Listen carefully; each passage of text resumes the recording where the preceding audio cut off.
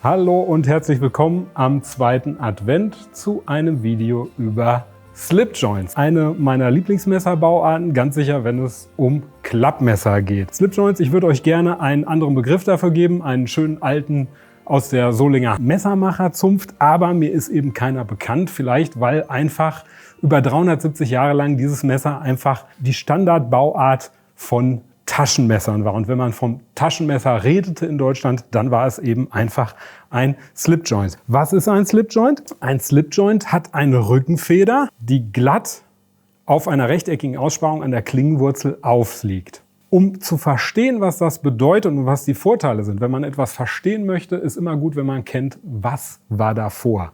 Und davor war der Friction Folder oder der Primitive Folder. Auch hierzu gibt es kein deutsches Wort, das mir bekannt ist. Wenn ihr welche kennt, schreibt sie mir gerne in die Kommentare. Ich lerne da immer wirklich gerne dazu. Ich habe hier ein Beispiel für einen Montpellier von Cognier, das in Thiers gefertigt worden ist. Das Messer heißt, heute ist die Handelsbezeichnung Montpellier, weil es ein maritimes Messer war, wurde in einem alten Katalog à deux clous genannt, Couteau à deux clous, weil es eine Achsnagel hat und einen Anschlag. Und hier ist es eben so, dass der Holzgriff ist aus einem Stück gefräst und schlägt einfach an. Und die Klinge bleibt nur durch die Reibung von den Seiten im geöffneten Zustand. Durch die Friktion, durch die Reibung, deshalb Friction Folder. Und das hat natürlich den Nachteil bei Temperaturschwankungen, bei Luftfeuchtigkeitsschwankungen, bei Feuchtigkeit und bei Verschleiß variiert natürlich hier der Widerstand, mit dem man es öffnet, beziehungsweise bis dahin, dass es überhaupt nicht mehr offen bleibt in der geöffneten Position. Und jetzt mit dieser Konstruktion der Rückenfeder hat man eben hier durch die Rückenfeder einen konstanten definierten Andruck und es kommt hier da sind eben keine Schwankungen im Öffnungswiderstand und das Messer bleibt eben zwar nicht verriegelt, aber sicherer offen als bei einem Friction Folder. Der Friction Folder wurde Simon Moore zufolge in einem Buch Penknives and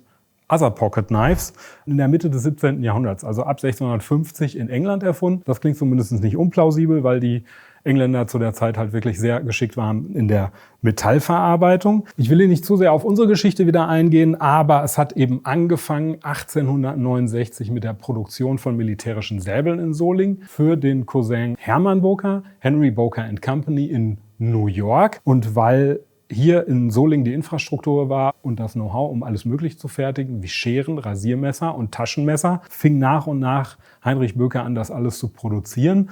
Und insbesondere die Doppelbackenmesser wurden ein großer Erfolg in den USA. Und damit ist vor allem dieser Markenname Böker und Tree Brand in den USA verbunden. Und ich sagte schon, Doppelbackenmesser. Bei den historischen alten Messern kann man immer erkennen, ich habe hier ein Kabelmesser. Das Vorbild für dieses Kabelmesser war das Kabelmesser der Wehrmacht im Zweiten Weltkrieg. Ist heute noch unheimlich viel im Einsatz hier mit minimalen Änderungen. Da war immer noch eine Kerbe drin bei dem Wehrmachtsmesser für kleinere, dünnere Drähte. Man kann immer erkennen, es handelt sich um ein Gebrauchs- und Arbeitsmesser, wenn entweder die Schale einteilig ist, die Holzschale, ohne Backe oben, ganz ohne Backe, oder wenn zumindest unten keine ist. Und Böker hat vor allem hauptsächlich Doppelbackenmesser hergestellt.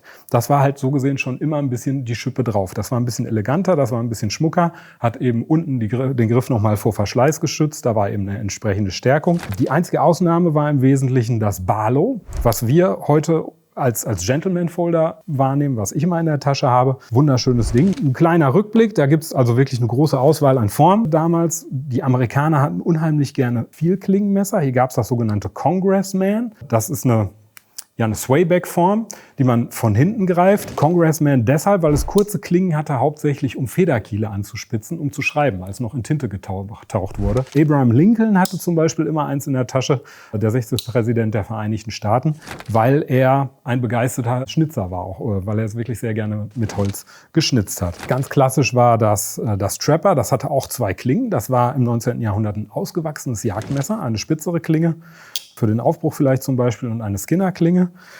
Wir hatten das Bird's Knife als ganz schlankes, als Federwildmesser, als ganz schlankes damals noch mit einem Federwildhaken. Aus hygienischen Gründen ist das heute jagdlich nicht mehr erlaubt und glaubt mir, die meisten von euch leben besser, wenn sie nicht wissen, wofür es war. Wir kommen zu den Vorteilen von Slipjoint-Messern, was ich daran wirklich sehr schätze. Sie sind natürlich per se schon mal von § 42 ausgenommen. Das heißt, sie sind legal zu führen. Das ist das eine. Dann ist es so, dass ich finde, das klingt für viele irritierend oder paradox, ich halte es für die sichereren Klappmesser. Die meisten sagen, ich möchte eine Verriegelung, weil es sicherer ist. Bei mir ist es so, wenn ich ein Messer in der Hand habe, das ist ähnlich wie mit einer Feuerwaffe. Ich bin sehr konzentriert, ich bin sehr bewusst damit und es gibt immer eine sichere Richtung, in die ich arbeite. So wie die Mündung in eine sichere Richtung zeigt bei mir auch immer die Schneide und die Spitze in eine sichere Richtung. Und ich arbeite eben gegen die Klinge und nicht hektisch, dass ich irgendwo an den Rücken stoße, dass das Messer sich schließen kann. Außerdem habe ich es teilweise schon gesehen, dass diese Lockbacks dann eben zum Vergleich anfressen können, wenn man sie entriegeln will. Bei mir ist es eben, ich finde, es ist leichter in der Handhabung. Ich schließe das Messer schnell und kann es leichter wegstecken, als wenn ich es mit 2 Händen entriegeln muss. Das ist für mich, sind 2 wesentliche Vorteile. Der rechtliche Vorteil, die Bedienungsbequemlichkeit und es gibt noch etwas Drittes. Wenn ein Slipjoint offen ist, in der hinteren Position, dann ist es offen und dann ist es in der Ruheposition. Wenn ich dann Kraft auf die Klinge gebe, beim Schnitzen zum Beispiel, dann verändert sich da nichts mehr. Während sich auch ein gutes Lockback in der Regel immer setzt. Immer noch ein Stück, wenn ich Kraft drauf gebe, es bewegt sich immer noch ein Stück gegen die Rückenfeder. Das ist kaum zu vermeiden. Wir verbinden Slipjoints heute hauptsächlich mit kleineren Messern. Wenn ein Klappmesser eine bestimmte Größe hat, dann hat es eigentlich automatisch eine Sicherung. Das war lange Zeit wirklich bis in die 1950er Jahre nicht so. Da hatten wirklich auch ausgewachsene Jagdmesser. Also das hier ist ein Modell 2020, wurde vermarktet als Hunter's Pride in den 1950er Jahren in den USA.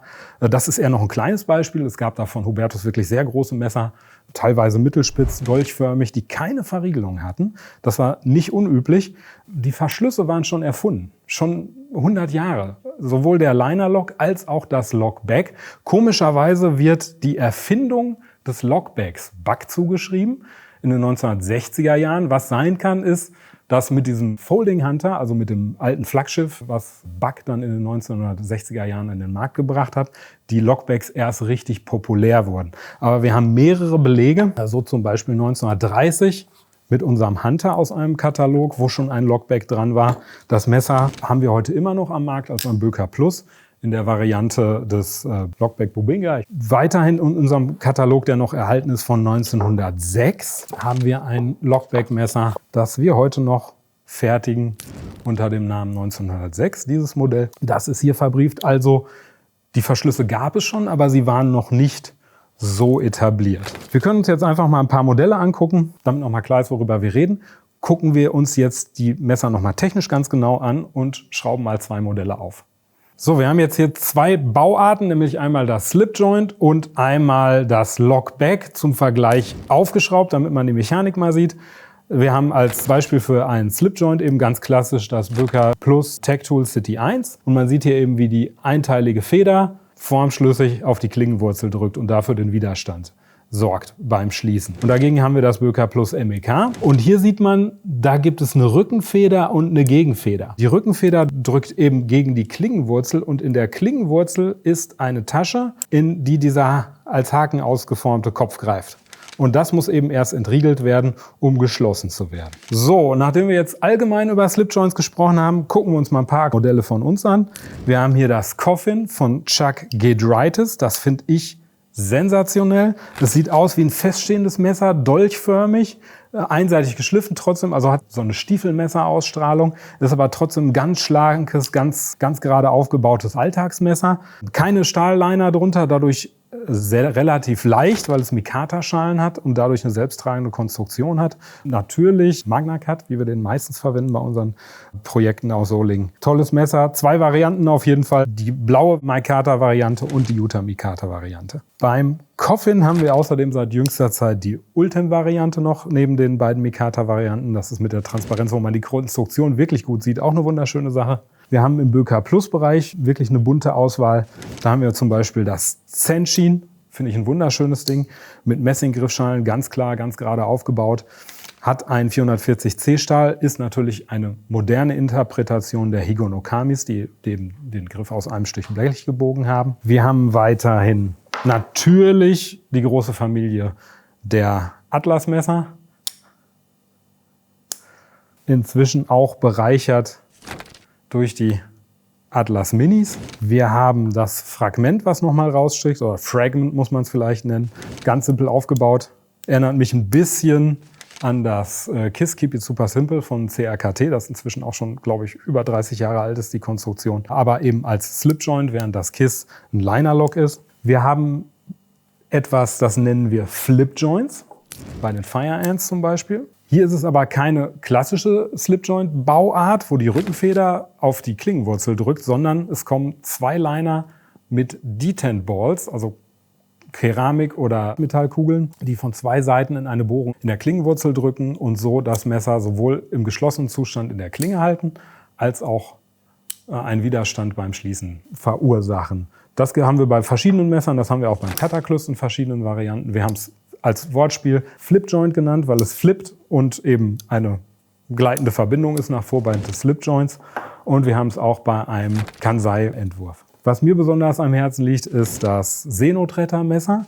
Das Seenotretter-Messer haben wir für die Seenotretter entwickelt. Was mir sehr gut gefällt, ist, dass es mit einer Spendenaktion verbunden ist. 5 € von dem Verkauf gehen an die Seenotretter zur Unterstützung bei deren Arbeit. Die sind ja, um unabhängig zu bleiben, rein spendenfinanziert. Das ist aufgebaut ein bisschen nach dem Vorbild der British Clasp Knives. Das sind die Briten, Seefahrernation, hatten eben ein Seglermesser, das sie dann aber auch an alle Truppenteile ausgegeben haben. Das Messer hat einen Wellenschliff. Für mich, trotzdem kann man damit schnitzen tatsächlich. Man schnitzt natürlich keine schwedischen Holzpferdchen, aber man spitzt durchaus Stöcke damit an oder ähnliches. Für mich ist das ein ausgewachsenes Outdoor-Messer schon.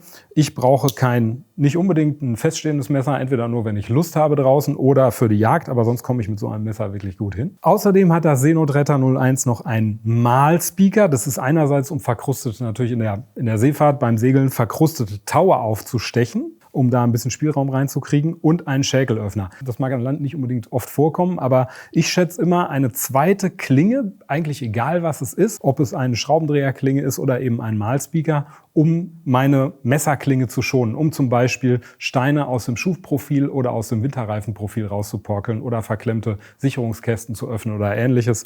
Das ist wirklich ein Messer, was bei mir ganz hoch hängt. Um im maritimen Bereich zu bleiben, seit neuestem machen wir auch das Anchor Knife wieder. Das ist eine klassische alte Messerform, die in Frankreich sehr viel produziert wurde und heute auch noch viel von verschiedenen Herstellern hergestellt wird.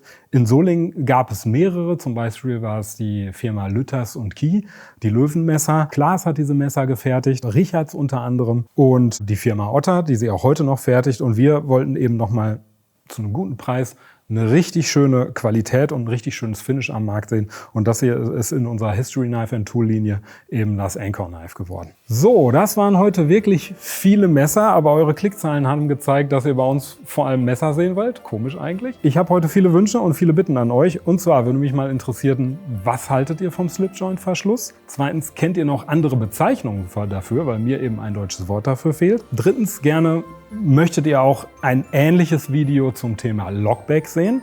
Und außerdem kennt ihr eure Aufgaben.